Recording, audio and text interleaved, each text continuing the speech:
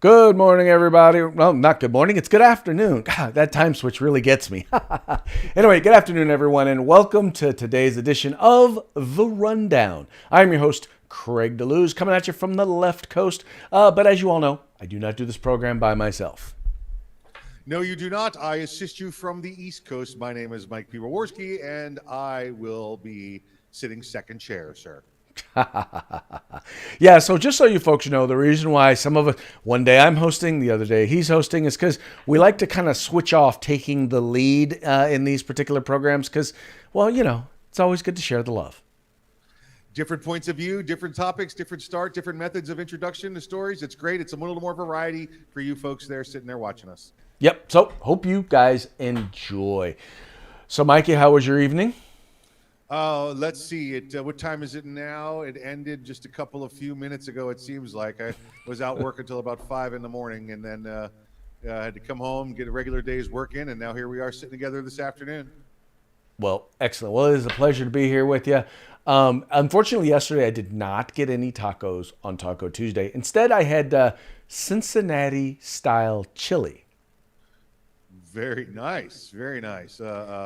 Now, would you get that somewhere special, or is that a homemade recipe? Actually, my son-in-law has his own special recipe that he made. It was tasted delicious. It was phenomenal. The only thing about, once again, with any really good chili is you always have to worry about the bubble guts that evening or a little bit later the next day. Family show. Wave off, wave off. Hey, it's called bubble guts. It's a family thing. Yep, all right. Yeah, you share that with your family all you want to. That's right. That's it. You're the kind of guy that locks the windows in the car, aren't you? Look, Senator, I have no recollection. I have no independent recollection of that incident, Senator. What does that mean? Barring any video evidence, I have no independent recollection of that incident.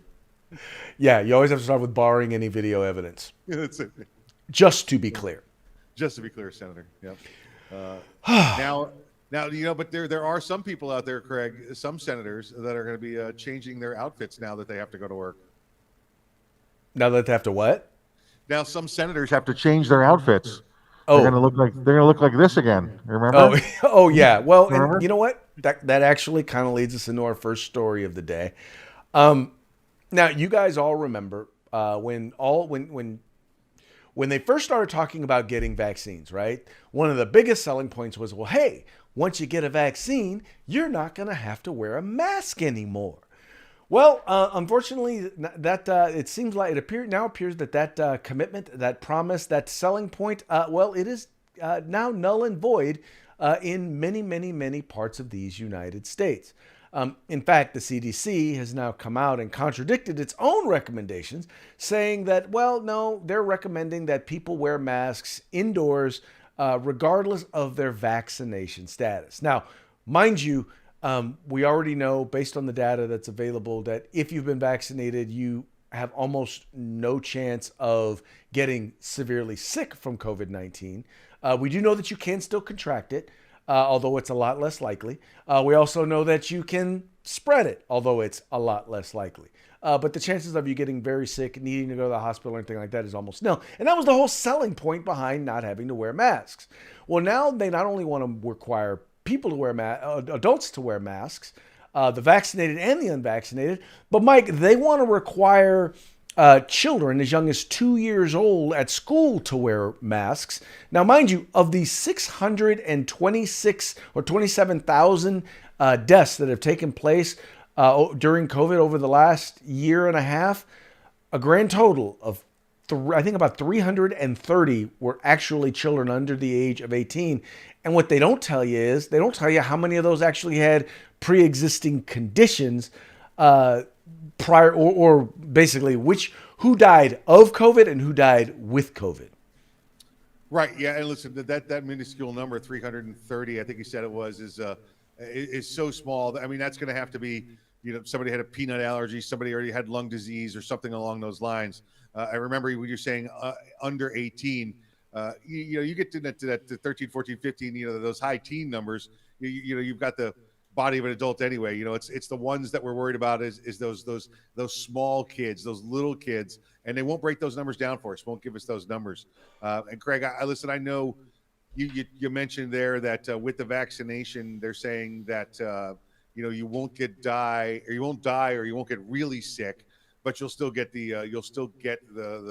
COVID. You can still get it, and I don't know that I believe that. Every time they change their story to tell us about the new science, it just means that they were absolutely wrong about the last batch of science they were using 2 months ago. I'm not talking about bleeding people with leeches 400 years ago, having bloodlettings. That we're not talking about science that old. We're talking about our top professionals 2 to 3 months can't make their damn minds up. I don't know that any of them's telling the truth at all. I think it's all a political agenda. Is the COVID real? Absolutely, there's a real thing going on out there. But I don't see where this is any worse than the flu and a bad case of the flu. We see this is what we knew when the vaccine started, Craig. When it first came out and they said, "Oh, get this vaccine and you'll be healthy forever." But they compared it every day to the flu, and it's the worst case of the flu you're ever going to have.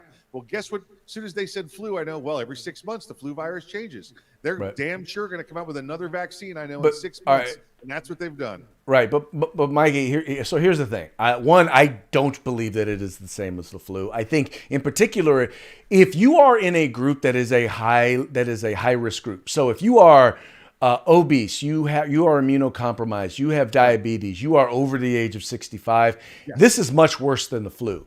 For everyone not in that group, then no, it's probably not much worse. It's probably not much worse than the flu. So I think for the people who are highly vulnerable, it's worse than the flu. For those who are not, it's probably not as bad as the flu.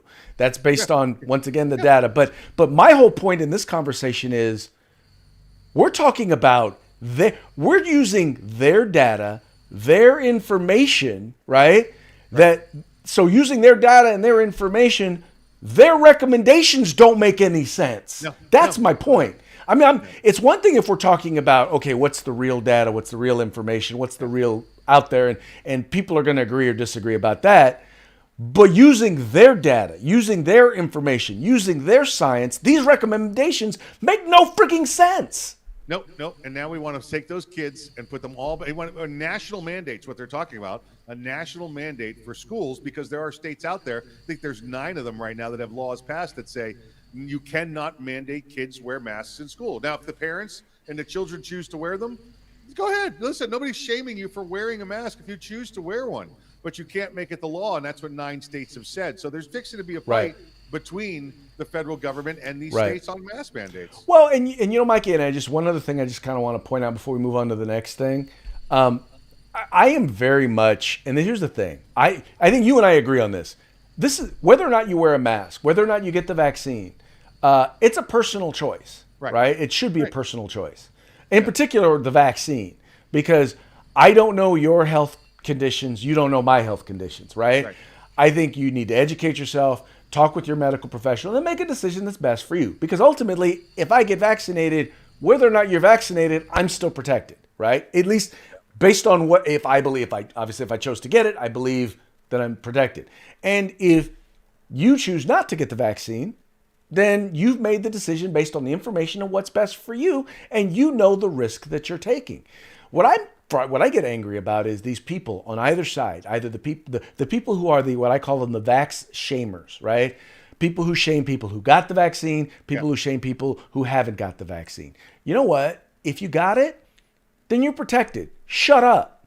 If you didn't get it, well, then you know what? You made your choice. Guess what? You're trying to shame someone who got the vaccine isn't going to unvaccinate them. So shut up. Yeah, no, listen, I agree with you there. And it's a personal choice, and leave people alone. Let them make their own decisions, informed or uninformed. You're going to get some people that believe the comic books more than they believe the news, because, quite frankly, the news is lying to you.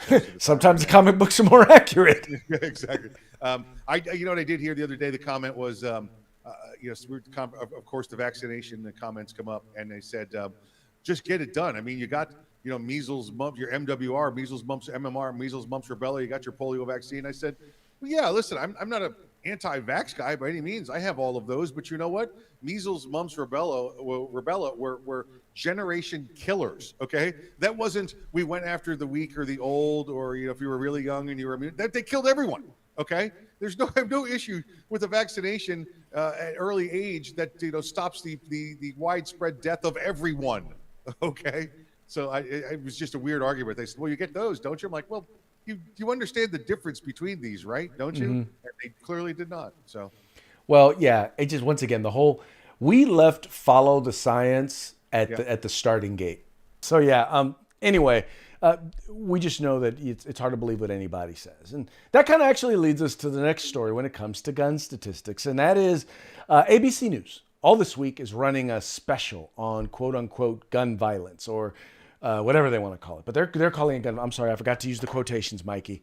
Gun violence. There you go. Right? So they're doing a thing on gun violence, but the interesting thing about the piece that they're doing, and we all know that with anything with statistics, there's lies, there's damn lies, and then there's statistics. One of the interesting things we know, Mikey, about the statistics that they're using is that they are actually including self-defense uses of firearms. They're counting that amongst gun violence. Yeah, the statistics they are using, they are not the truth, is what we would say. They ain't the truth. They ain't the truth. It ain't true. In addition to self-defense gun uses, Craig, they're using when police use their firearms in official performance of their duties. They're using that as gun violence statistics as well. So they are just wrapping everything they can into this to skew it. Craig, I didn't even know this special was going on until you and I saw this story and said, we have to talk about it. And I'm convinced I'm not going back to watch this these episodes of ABCs, because I don't need to get all stirred up over their lies. Well, I might watch it only because it might make a good special episode of the Rundown to actually debunk everything that they said. But Mikey, there's one other thing that we forgot to point out in this whole entire thing, right? Yep. And that is that the perpetrators, the people who go around shooting people, they're counted as gun violence. Sorry, I keep forgetting to use gun violence victims. Yes. Victims. Right. So you come to shoot me, I shoot you, and now you're the gun violence victim. The other thing that they did was they changed the accepted FBI standard of what makes a mass shooting. A mass shooting is normally defined as, 4 deaths, right? That you would have. Well, if ABC here has changed it to 4 people injured or involved. So, you could literally have 7 people standing on a corner and throw a gun at them, and now you have a mass shooting with 7 people, because that meets their standard, Well, of course they're going to do that because they have to sensationalize their numbers. There's no other way. There's no other way they can sell this as an epidemic unless they just start adding to the numbers. Sounds familiar, right? Like the difference between people dying of COVID and the people dying with COVID. Exactly right. This series that they're running is so packed full of lies that even Mother Jones, and if you've ever gone to Mother Jones for a gun statistic, you mean that right-wing wacko website? Yeah, listen. Mother Jones is listen. Don't go. Just don't go. If you want real information, you go to all the different places out there. Go to John Lott's Second Amendment Foundation, Firearms Policy Coalition. Go to real places with real information. Mother Jones is a crackpot, but even he came to the defense of conservatism, saying, "Listen, we don't know where they got their numbers. We said it was 75 mass shootings over the past couple of years that meet the FBI standards, and they said it was 335 last year." Right. And if you got crackpot Mother Jones agreeing with you that their stories are off, you just need to run and hide. Well, exactly. Well, exactly. Because it's getting to the point where absurdity has gone further and further and further, to the point where even some people are like, even people who are absurd, even the people wearing the tinfoil hats are like, those folks are crazy. Yeah, exactly right. And that's what we got here. So good on you, ABC. Way to bring back, honesty and integrity to the news business. Woohoo! Yeah, that'll get your viewers back. Yeah. Yeah. Wait, I bet you, Craig, we should watch this special. I bet you, here's how this special goes. It goes like this.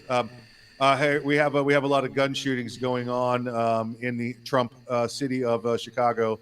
And then we're going to Trump. Take a look at the city of Los Angeles. They just keep feeding the word Trump in there, hoping to get people riled up. Just if you say Trump enough, the viewers will come back. Exactly. Make it searchable. Trump. That's because they're losing so much money because they don't have Trump to beat up on anymore. But hey, if they actually started just reporting on facts, like take for example the fact that 20 mayors in Democrat-controlled cities, meaning 20 Democrat mayors who have been involved in or participated in one way or another, reducing funding for local law enforcement, cutting funding for local law enforcement, or just flat out defunding their police. 20 of them have seen, number one, more than that, have seen dramatic increases or spikes in crime in their particular cities.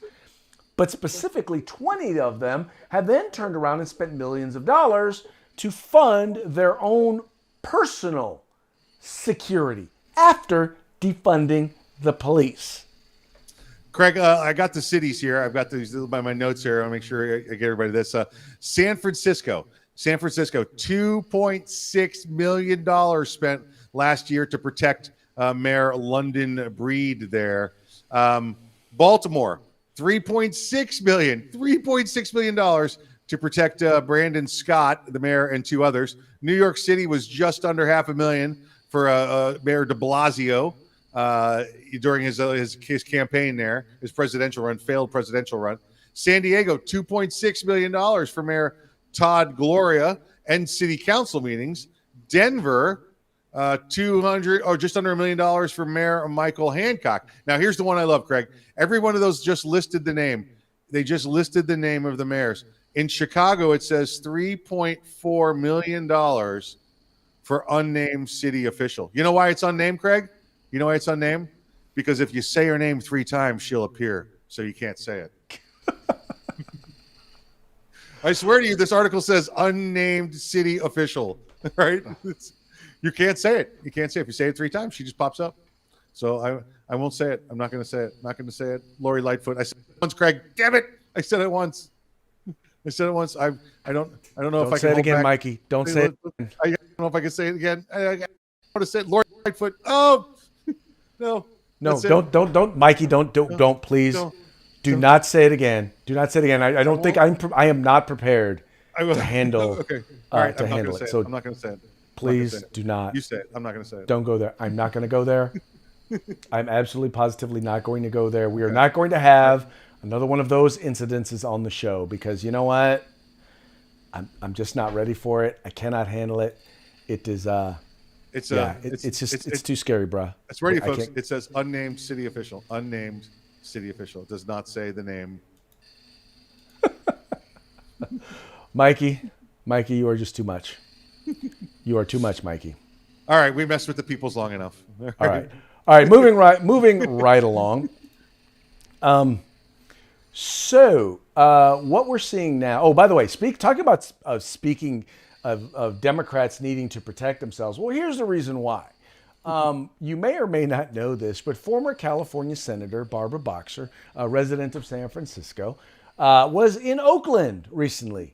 And Barbara Boxer she got mugged. She got knocked down. She got hit, knocked down, and they stole her phone and then hopped into an awaiting car.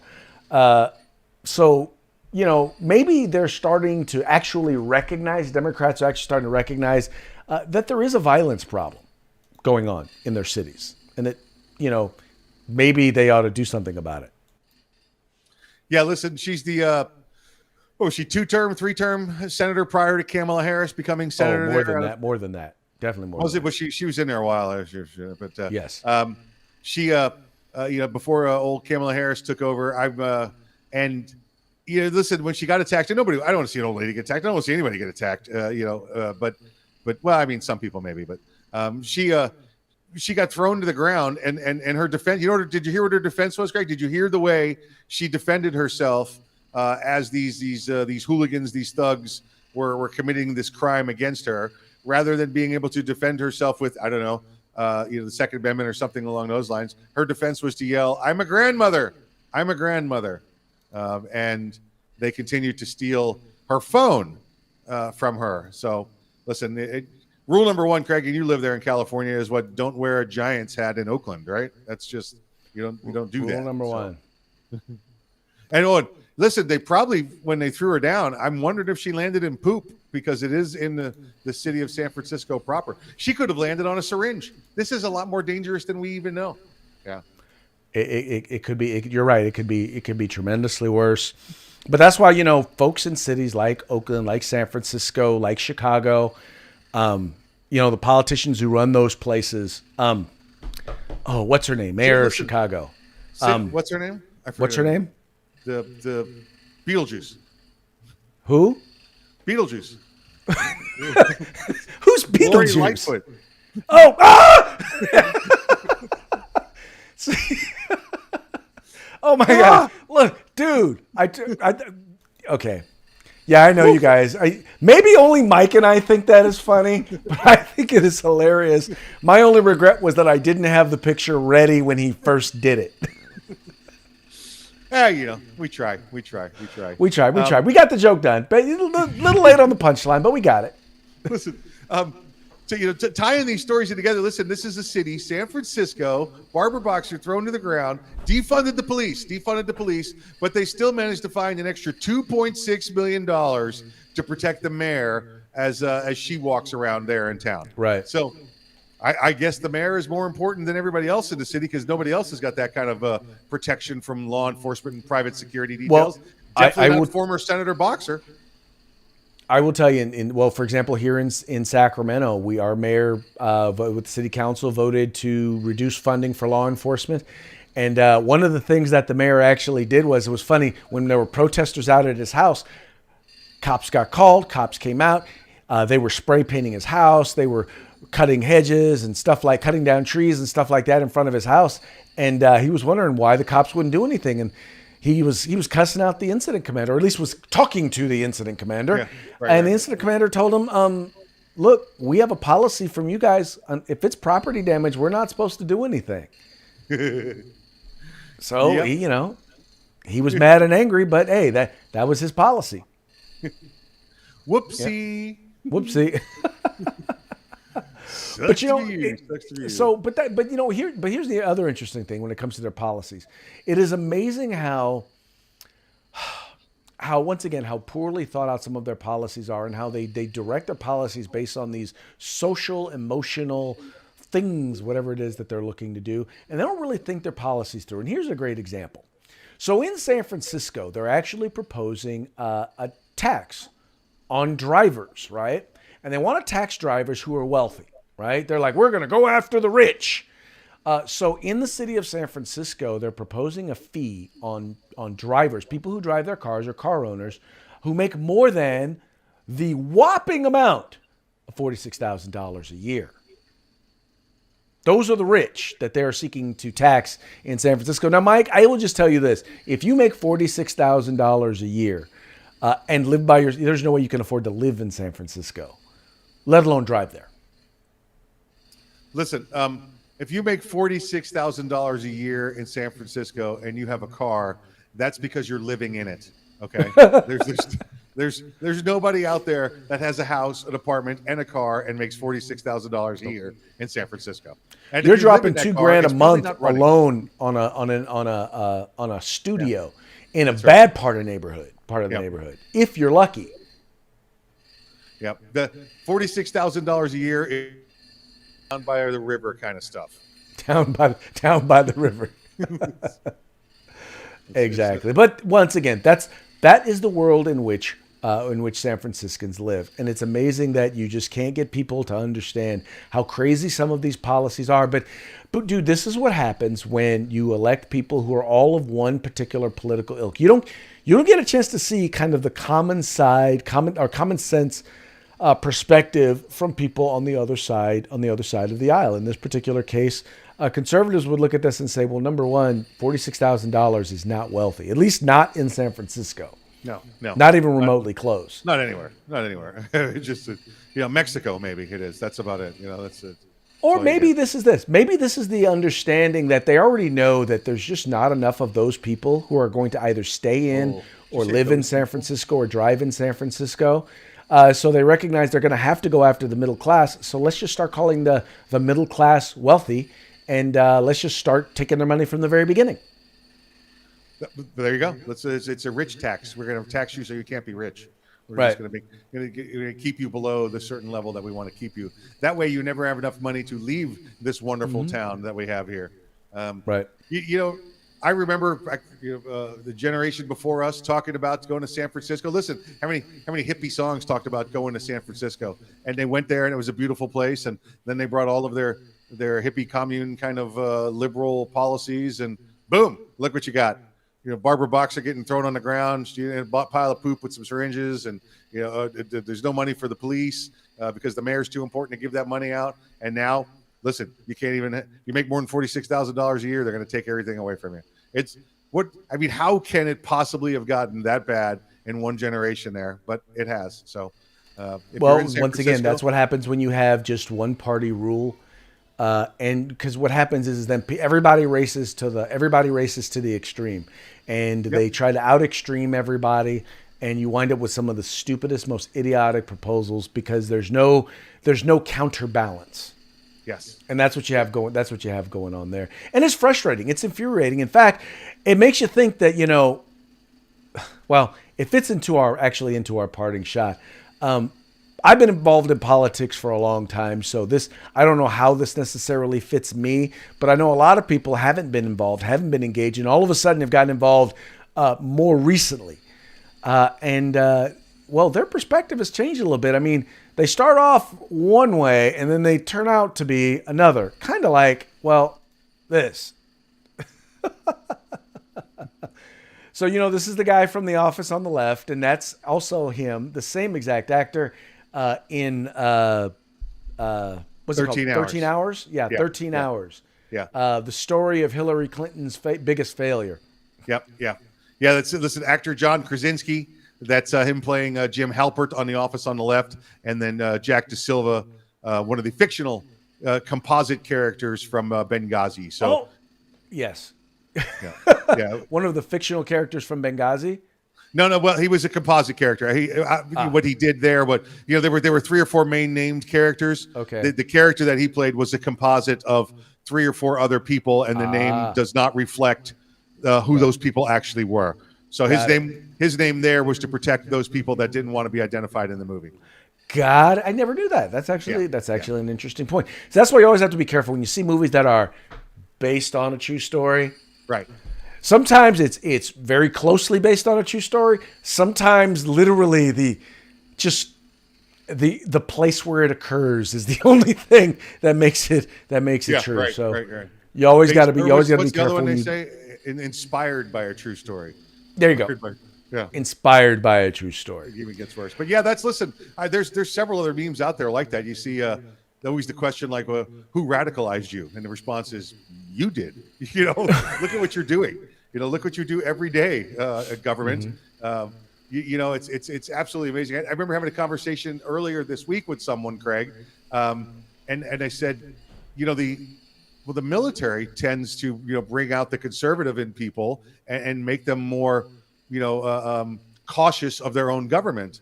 And I got the whole argument it's not true. And I said, all right, well, I want you to the Army flag that we look at every day. What's the date on the bottom of the Army flag?